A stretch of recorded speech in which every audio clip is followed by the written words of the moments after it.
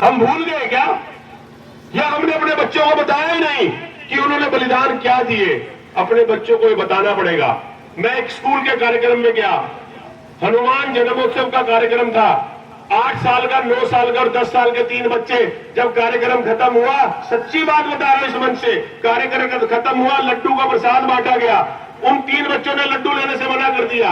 मैंने पूछा उस मैडम से, कहती रहने दो सर, इनको मत, ये लड्डू नहीं लेंगे। मैंने कहा क्यों? कहते नहीं लेंगे। मेरा फिर भी मन नहीं माना। मैंने उन बच्चों से पूछा, उन्होंने कहा हमारे धर्म में ये मनाही है।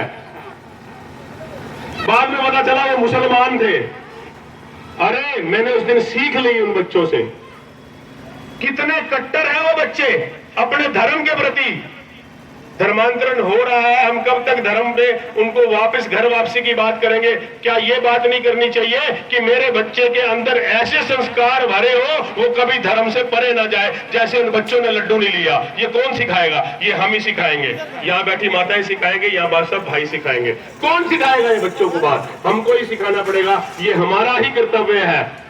अगर हम नहीं सिखा रहे तो हमारा यहाँ पे ताली बजाने का कोई लाभ नहीं है। सब प्रपंच है। इसलिए अपने घर के अंदर धर्म की बात करनी, अपने गौरवशाली इतिहास की बात करनी, अपनी बलिदानी परंपरा की बात करनी ही पड़ेगी।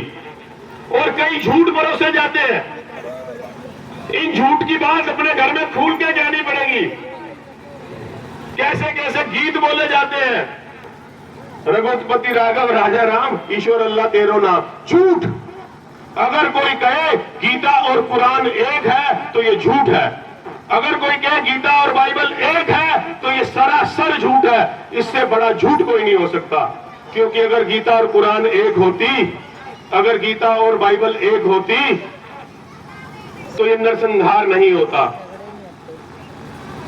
आपके अपने किसी भी धर्म में हमने नरसंहार की बात नहीं करी। हम तो प्राणियों की सद्भावना की बात कर रहे हैं। और उनकी कुरान क्या बात कर रही है? आप कहोगे यार आप तो पुरानी बातें बोलते हो, मैं तो लेटेस्ट बात आपके आगे बोलता हूं जो अभी आप टीवी में देख रहे हो।